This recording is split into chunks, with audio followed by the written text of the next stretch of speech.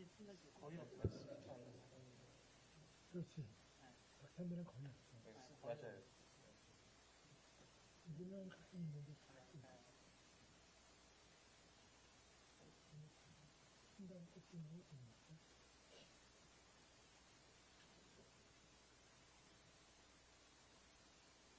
오늘 쓸거 없으면은 원래는 이거 당장 들어가고 쓰고 일단 연식 거는 그냥 풀로 안 하고 그냥 하는 거예요. 일단 그런 것 같은데 올라가 보지. 올라가서 정하는 거. 올라가 보지. 높은 것 같은데.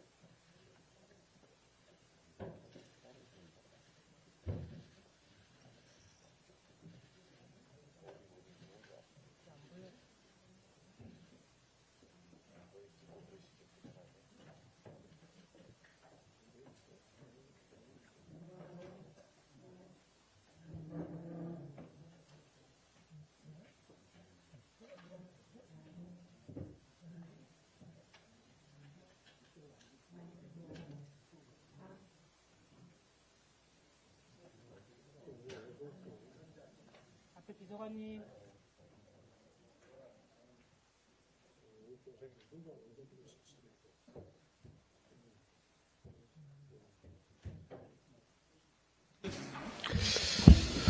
네, 오늘 제20차 원내 대책회의를 시작하겠습니다. 박찬대 원내대표님은 잠시 후 좀 들어와서 발언하시기로 하겠고요. 먼저 진성준 정책위 의장님의 발언이 있겠습니다. 12.3 윤석열 불법 계엄 직후 돌아온 청구서가 우리 경제를 강타하고 있습니다. 당장 소상공인과 자영업자들이 내란 사태의 후폭풍에 직격탄을 맞았습니다. 소상공인 자영업자 10명 중에 5명은 단체 예약 취소 등으로 직접적인 피해를 입은 것으로 나타났습니다. 전국 소상공인의 88.4%는 비상계엄 선포 이후에 매출이 급감했다고 합니다. 연말 특수에도 소상공인의 신용카드 매출은 지난해 같은 시기에 비해서 9%나 줄었습니다. 또 저신용, 저소득층에게 급전을 빌려주는 소액 생계비 대출의 연체율이 30%에 육박했습니다. 내수부진 장기화로 안 그래도 꽁꽁 얼어붙은 서민, 골목 경제에 윤석열 내란 사태가 찬물을 퍼부은 격입니다. 대외 경제 환경도 여느 때와 다릅니다. 트럼프 2기 행정부는 출범도 하기 전부터 고관세와 자국 우선 보호무역주의 정책을 예고하고 중국도 마찬가지입니다. 계엄 후에 1,446원까지 치솟았던 원달러 환율도 1,430원선을 오르내리면서 고공행진 중입니다. 한국은행도 어제 비상계엄 사태 이후 금융경제 영향평가 자료에서 과거와 달리 통상환경의 불확실성 증대와 주력 산업의 글로벌 경쟁 심화 등 대외 여건에서 어려움이 더 커진 상황이라고 진단했습니다.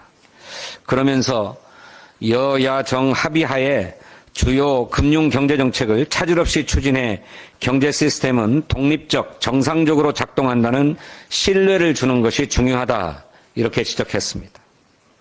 지금은 탄핵 정국의 유불리를 따지기보다 국정, 특히 경제 민생의 안정이 우선입니다.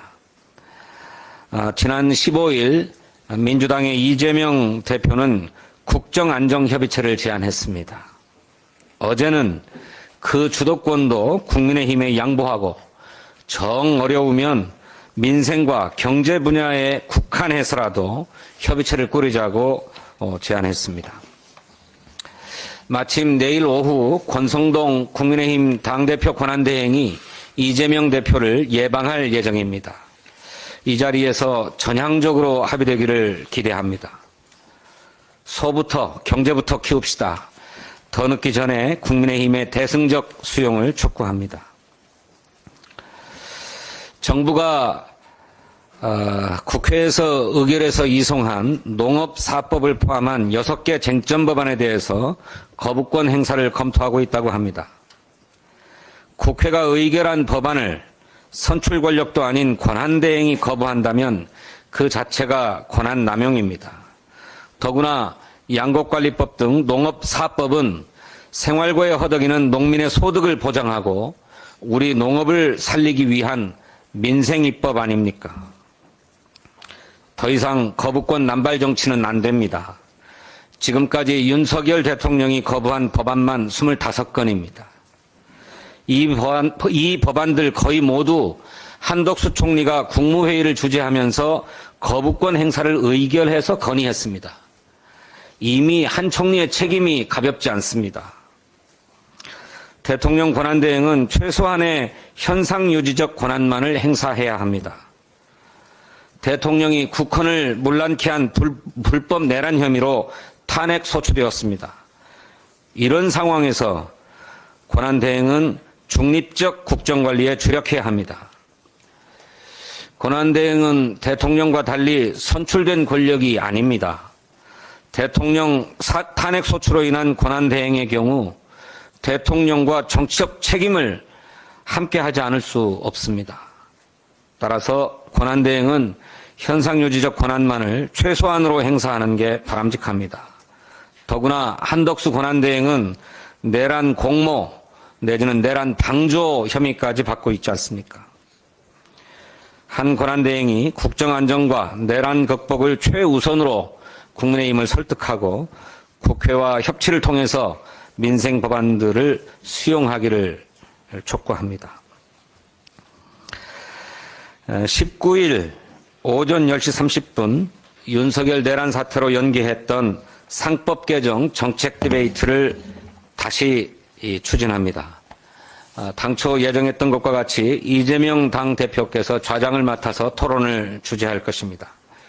경영진 측과 투자자 측의 허심탄회한 목소리를 듣고 합리적인 조정안 마련에 최선을 다하겠습니다. 민주당 유튜브 채널인 델리민주TV를 통해서 생중계할 예정입니다. 국민 여러분의 많은 관심과 참여를 부탁드립니다. 감사합니다.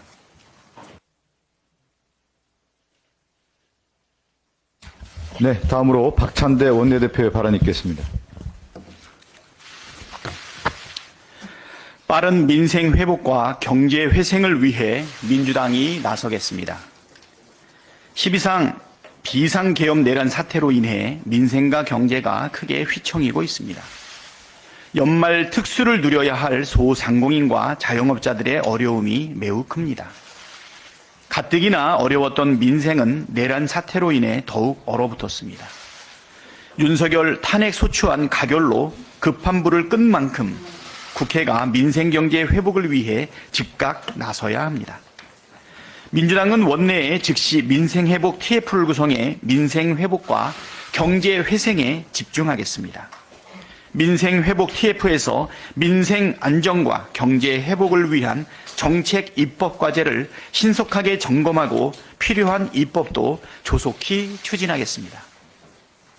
정치의 근본은 민생에 있다는 사실을 잊지 않겠습니다. 지금 정치가 지켜야 할 것은 내란 속의 윤석열이 아니라 국민입니다. 국민의힘은 민생이 무너지고 경제가 위태로운 때에 내란 속의 윤석열을 구하기에만 열중하지 말고 국민의 삶을 지키는 데에 적극 협력하길 바랍니다. 탄핵 표결에 이어 또다시 국민을 실망시키는 일이 없어야 할 것입니다. 내란 속의 윤석열에 대한 탄핵 심판 절차가 곧 시작됩니다. 헌법재판소가 어제 재판관 회의를 열고 오는 27일 오후 2시에 1차 변론준비 회의를 열기로 결정했습니다. 주심재판관으로 윤석열이 임명한 정형식 재판관이 배정되었다고 합니다. 윤석열이 최근 임명한 박선영 진실화해위원장이 정형식 재판관의 처형이다 보니 탄핵 심판의 공정성과 신뢰성에 대한 우려가 나오고 있습니다. 불필요한 시비를 없애고 탄핵 심판의 공정성과 신뢰성을 담보하기 위해서는 6인 체제가 아니라 9인 체제로 탄핵 심판을 진행하는 게 바람직합니다. 민주당은 현재 공석인 국회 추천목 3인의 헌법재판관 임명 동의 절차를 빠르게 진행해 탄핵 심판이 차질 없이 진행되도록 하겠습니다. 관련해서 국민의힘 권성동 원내대표가 조금 전 이상한 이야기를 했습니다. 권한대행은 거리 시 임명할 수 있지만 직무 정지 시에는 할 수 없다고 주장했는데 터무니없는 주장입니다. 헌법 제111조에 따르면 대통령은 재판관 중 3인은 국회에서 선출하는 자를, 3인은 대법원장이 지명하는 자를 임명한다고 되어 있습니다. 지금 공석 3인은 국회의 추천 몫입니다. 따라서 국회에서 3인을 추천하면 대통령은 임명 절차만 진행하는 것인데 대통령 직무 정지 시 권한대행이 임명을 못한다는 것은 말장난에 불과합니다. 국민의힘은 구질구질한 절차 지연 작전을 포기하고 인사청문회 일정 협의에 서둘러 응하기 바랍니다. 윤석열의 위법, 위헌, 내란 행위는 박근혜 국정농단과는 비교할 수 없는 위중한 중대 범죄입니다. 다시는 이 땅에서 헌정 질서를 파괴하고 민주주의를 유린하는 일이 되풀이되지 않도록 하기 위해서라도 내란의 우두머리와 가담자들에 대한 단죄가 반드시 이루어져야 합니다. 민주당은 내란 속에 탄핵이 인용되어 하루빨리 내란 사태가 종결될 수 있도록 모든 노력을 기울이겠습니다. 권한대행은 대통령이 아닙니다. 한덕수 대통령 권한대행이 국회를 통과한 법안들에 대해 거부권을 행사할 거라는 전망이 나오고 있습니다. 이게 사실이라면 뭔가 큰 착각을 하고 계신 것 같습니다. 한덕수 총리는 잠시 대통령의 권한을 대행할 뿐 대통령이 된 게 아닙니다.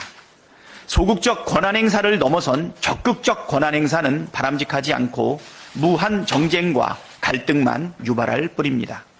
국회가 통과시킨 법안들에 대해 거부권을 행사할 생각은 접으시기 바랍니다. 내란 사태로 촉발된 전국 혼란을 수습해야 할 책임이 있는 권한대행으로서 윤석열이 아니라 국민의 뜻을 따르기를 바랍니다. 네. 다음으로 김용민 정책수석의 발언이 있겠습니다. 네, 바늘도둑이 소도둑된다라는 옛말이 하나도 틀리지 않은 것 같습니다. 시행령 통치로 법치주의를 무시하고 거부권 남발로 삼권분리 원칙을 무시해 오더니 윤석열은 급기야 국민을 향해 총뿌리를 겨눴습니다.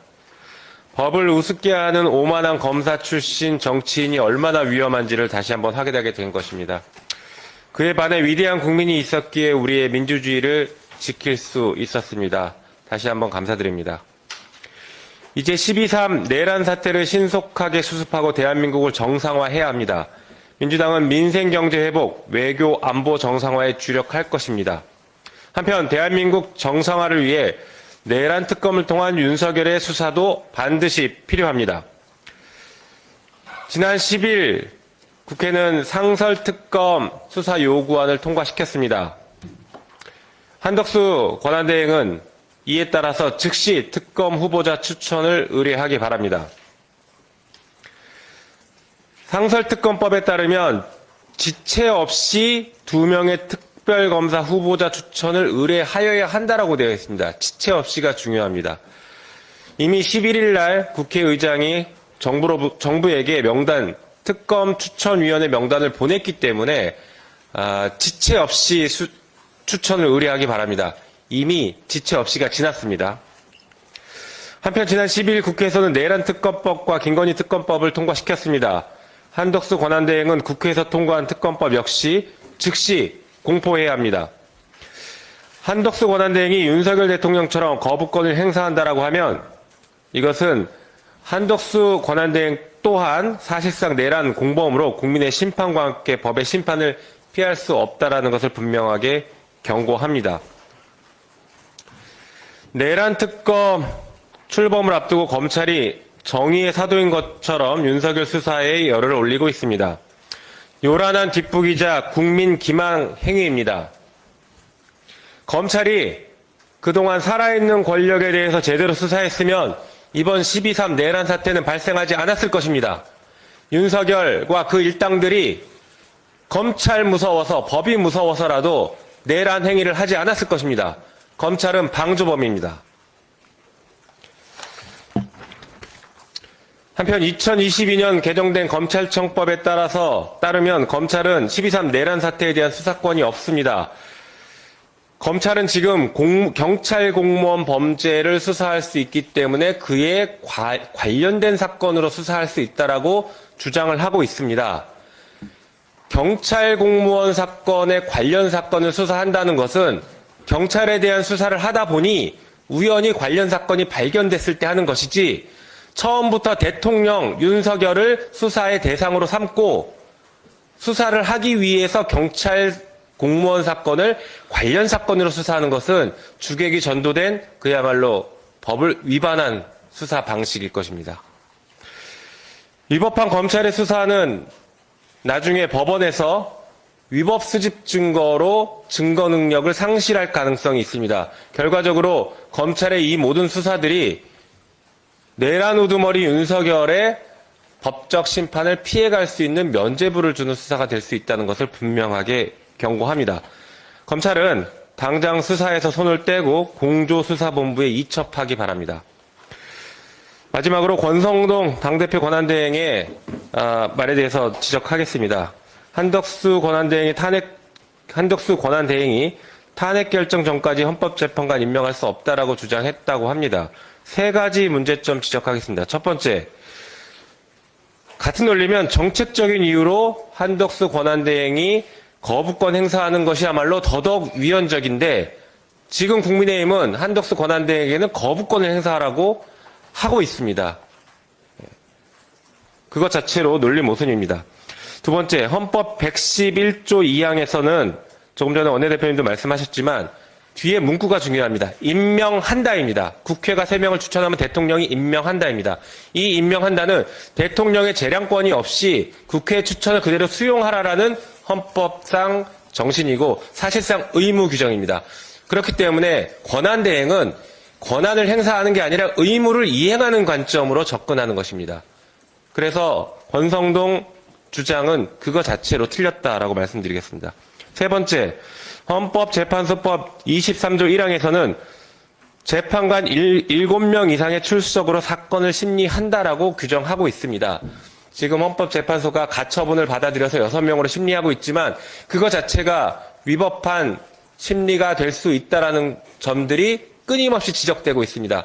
국회는 더 이상 이런 위법 상태를 방치할 수 없기 때문에 3명의 헌법재판관을 추가로 신속하게 임명 절차를 거치려고 합니다. 권성동 당대표 권한대행의 주장은 말도 안 되는 주장입니다. 내란 정당과 내란 옹호당의 입장을 그대로 반영한 것에 불과하지 않다는 것을 분명하게 말씀드립니다.